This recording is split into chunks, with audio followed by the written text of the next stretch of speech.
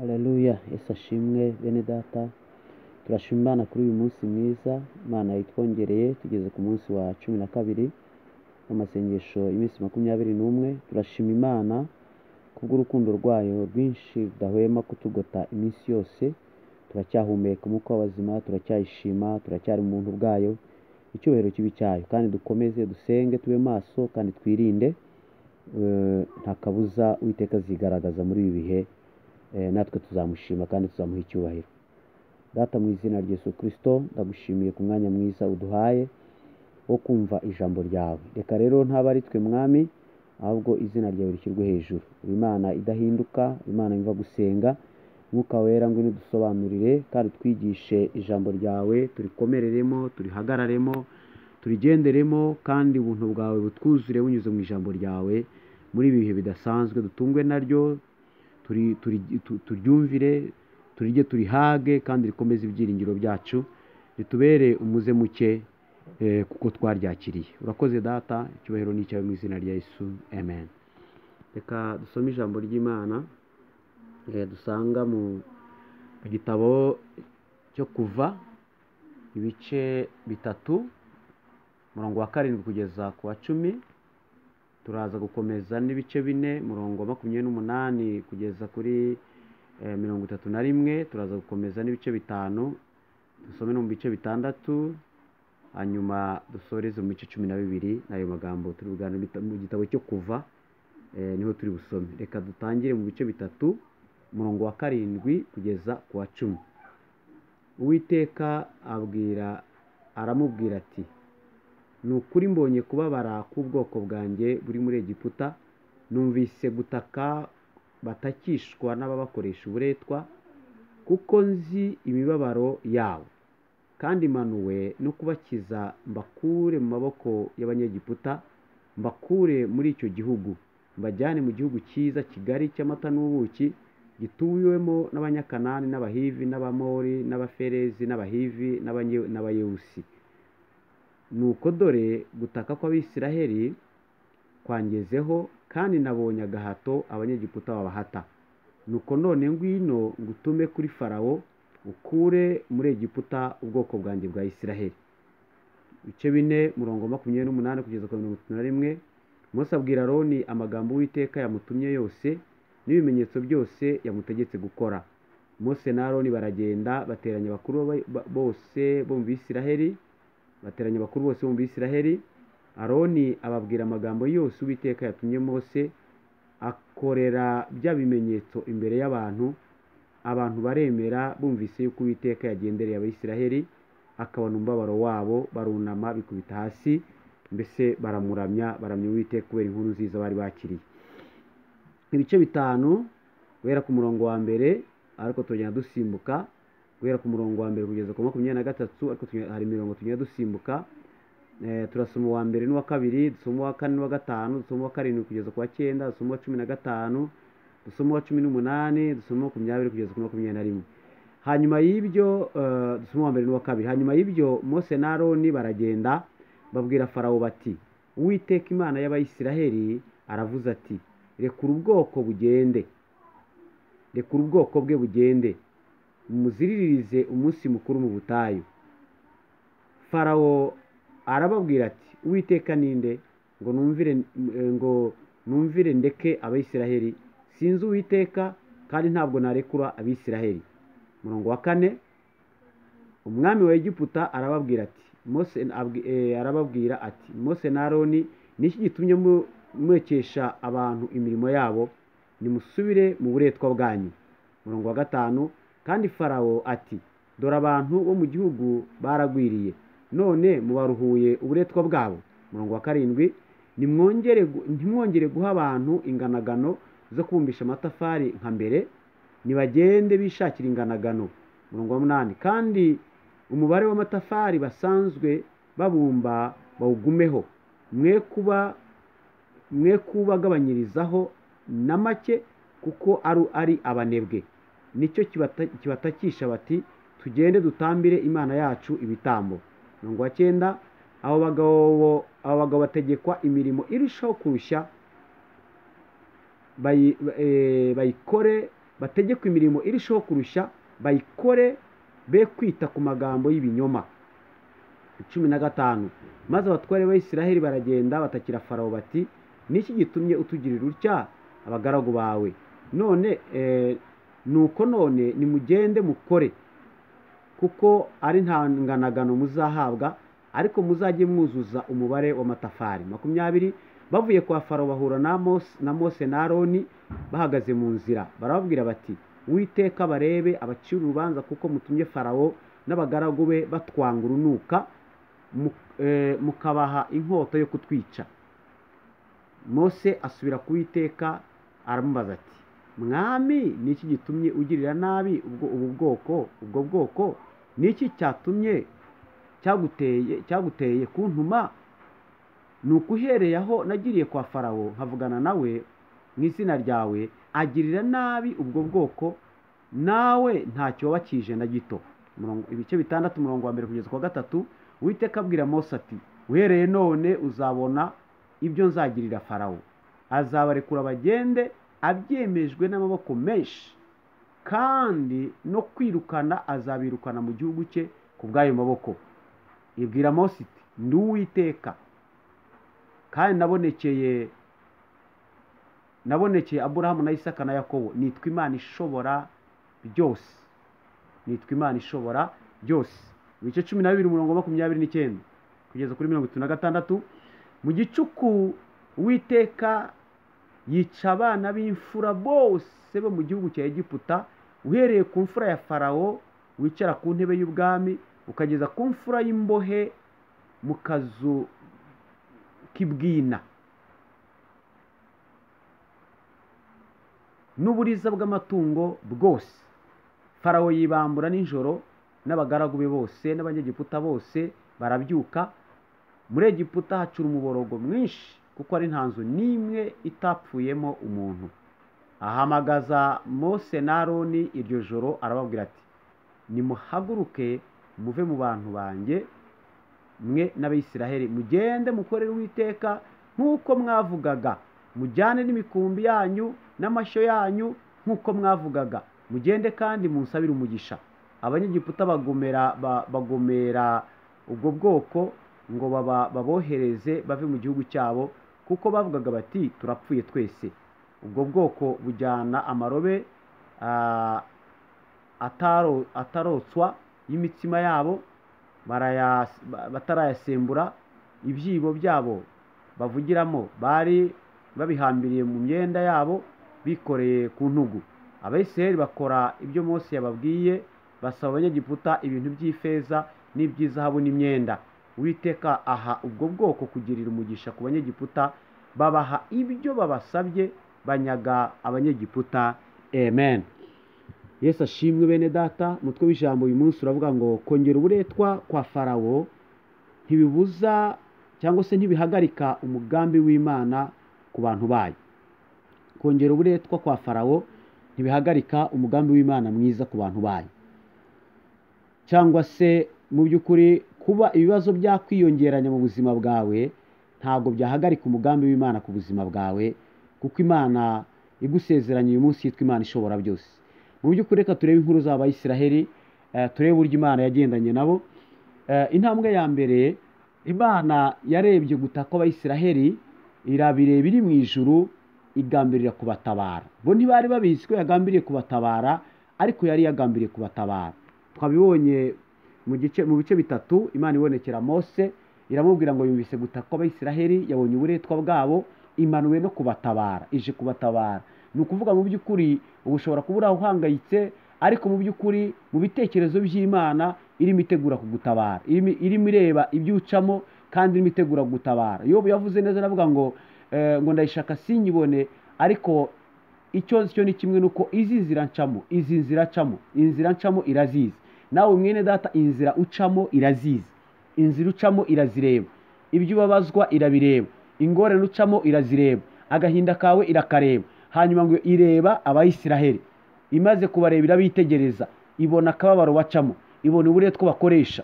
Bo nta makuru bari bafite y'uko Uwiteka arimo kureba ibyo bacamo, nta makuru bari bafite y'uko Uwiteka arimo kureba ingorane banyuramo. Ariko Uwiteka ni umubyeyi w'impuhwe n'imbabazi, adufitiye imigambi myiza, ahora dutekerezaho imigambi myiza yo kudutabara no kutugirira neza. Hanyuma atuma Mose.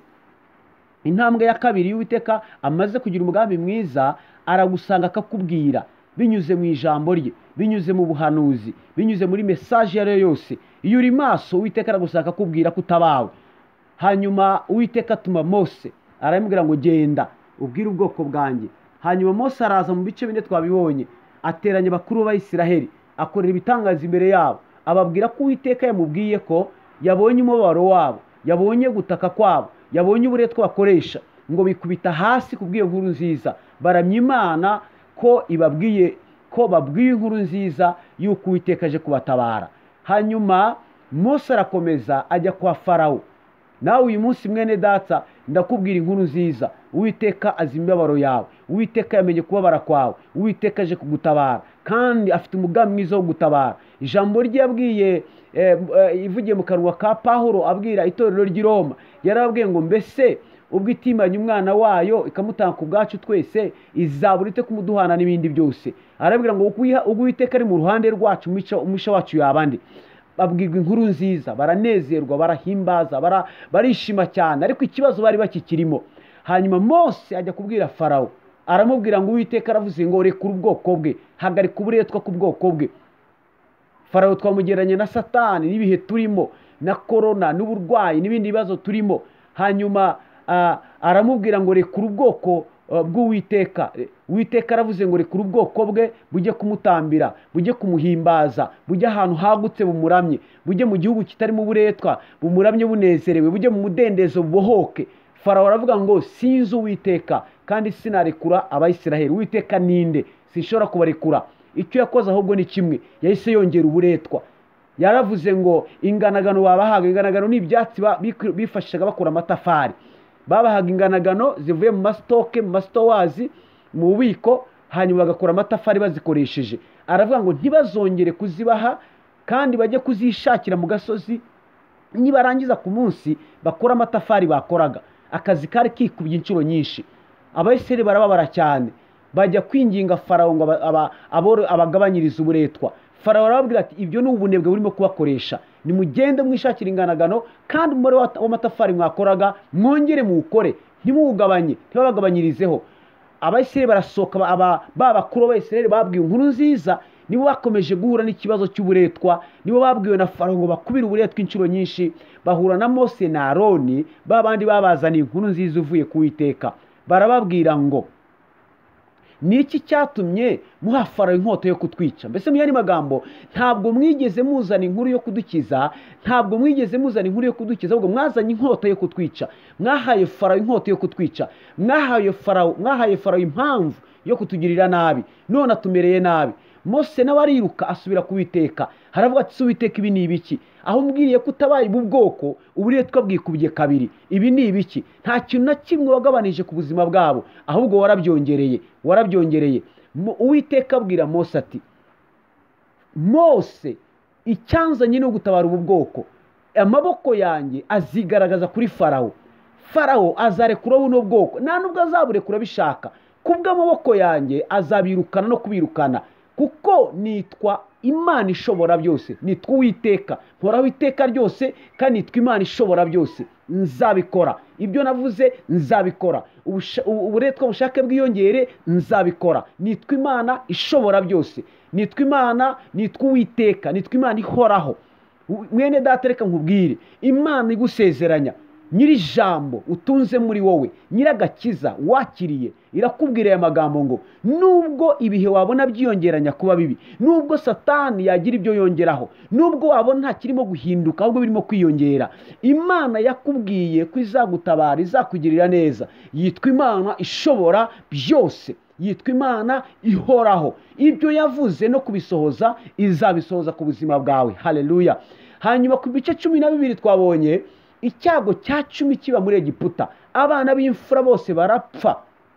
Ngo guhera ku mfura ya Farawo wicara ku ntebe y'ubwami kugeza ku mbohe yo mu kazu k'ibwina, mbese umuntu uciriritse w'umucakara wo hanyuma y'abandi, imfura ye yarapfuye, n'uburiza bw'amatungo burapfa. Ngo Farawo abyukira rimwe, n'abanyegiputa babyukira rimwe, ahamagaza Mose na Aroni, arababwira ngo ubwoko bwanyu nibugende, ubwoko bw'Uwiteka nibugende bumutambire, nibugende bumukorere, nibugende bumuhimbaze, kandi nimunsabire umugisha. Ngo bafate ibyo batunze byose barabibaha, babaha ubutunzi bwose, baragenda banezerewe.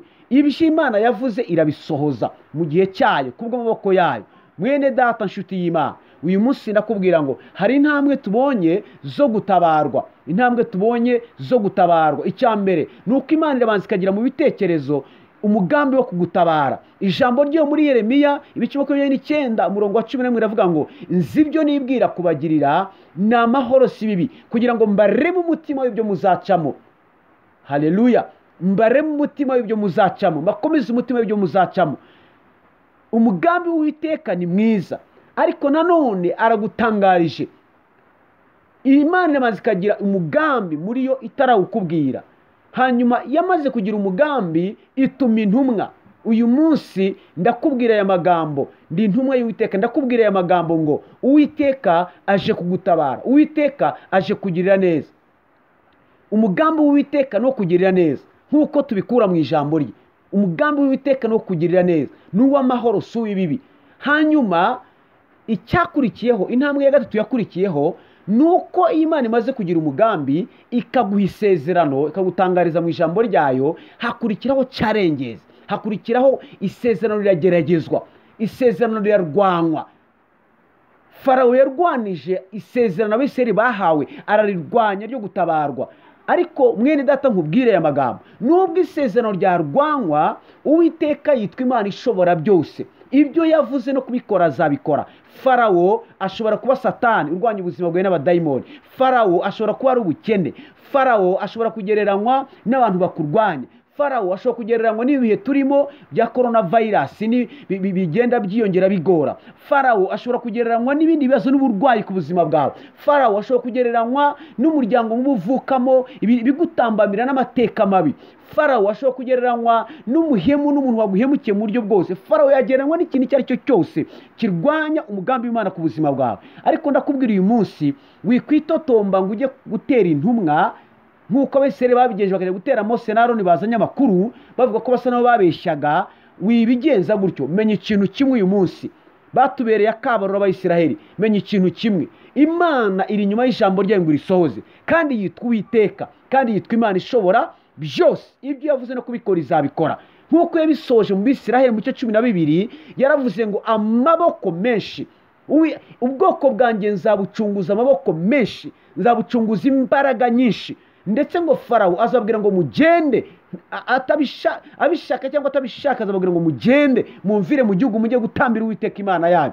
Uwiteka uyu munsi arakubwira ngo amaboko ye, imbaraga z'umwuka wera yashyize mu buzima bwawe zifite ubushobozi bwo kurwanirira, si kubw'imbaraga zawe, si kubw'amateka yawe, si kubw'amashuri yawe, ni kubw'amaboko menshi y'Uwiteka ari ku buzima bwawe. Uyu munsi Uwiteka ari ku buzima bwawe kurwanira, asoza imigambi yasezeranije ku buzima bwawe. Mwene data komera, iyatabaye Isiraheli iyo niyo Mana izagutabara. Ijambo ry'Imana natubwira mu Baheburayo 13:8 riravuga ngo Yesu Kristo ko yararejo uyu munsi niko ari, ni nako azahora iteka ryose. Ndetse no mu Baheburayo ibice 2 umurongo wa 18 haratubwira aya magambo ngo kuko yababajwe no kugeragezwa ubwe abasha no gutabara abageragezwa bose. Kristo kuko yababajwe no kugeragezwa ubwe abasha no gutabara abageragezwa bose. Humura mwene data, Kristo ari kumwe nawe, yarababajwe, yarageragejwe, abasha no gutabara abageragezwa bose. Humura, Imana yagaburiye Eliya ikamugaburira ibikona, ikamugaburira ikoresheje ibikona, bikabuzanira amazi, bikamuzanira imitsima, bikamuzanira inyama karya. Niyo Mana yawe, ntizaburi kwikugaburira, ntizaburi kwikurengera, ntizaburi kugucira inzira. Ntaho yagiye, iragusezeranya kukurinda wimvuye amagambo uyu munsi. Nkuko Mose yazaniye Isiraheli inkuru nziza yo gutabarwa, uyu munsi niko nkuzaniye inkuru nziza yo gutabarwa. Humura komera, nubwo wabona bigenda biba bibi, ariko Uwiteka yitwa Imana ishobora byose, nta kizahagarika umugambi w'Uwiteka. Yobu yabivuze neza muri 42 umurongo wa 2 avuga ngo nzi yuko ushobora byose kandi nta gishobora kurogoya imigambi yawe. Nta kibasha kurogoya imigambi y'Imana ku buzima bwawe. Icyo Uwiteka yakuvuzeho kizasohora, nubwo ibibazo byaba byinshi, nubwo ingorane zakwiyongeranya, nubwo intambara zakwiyongeranya, ariko yitwa Imana ishobora byose. kandi n'Imana y'amaboko menshi nta kizarogoya imigambi yayo ku buzima bwawe. Uwiteka ashimwe mwene data kuko yababajwe no kugeragezwa ubwe abasha no gutabara abageragezwa bose. Uwiteka ari kumwe nawe ngo asoze imigambi yagusezeranye nkuko yasoje imigambi yayo ku Bayisiraheli, niko izasoza imigambi yayo ku buzima bwawe, kuko n'Imana idahinduka. Ijambo ryo ratubwira ngo mu mahanga yose uyemera akora ibyo gukiranuka iramwemera kandi ikamugirira neza. Uwiteka abane nawe, mwiringire, muhanga amaso ibyo yagusezeranije, nta kabuza izabisohora, izabisohoza mu gihe cyayo mu izina rya Yesu Kristo, amen. Reka dusenge ku ijambo ry'Imana. Data, turagushimiye kubw'ubuntu bwawe n'imbabazi zawe n'urukundo rwawe rutarondoreka. Ngaho ugirira neza ubwoko bwawe kandi ushyigikire ijambo ryawe nk'uko warivuze, abari kuri inyuma kugira ngo urisohoze mu izina rya Yesu Kristo, amen.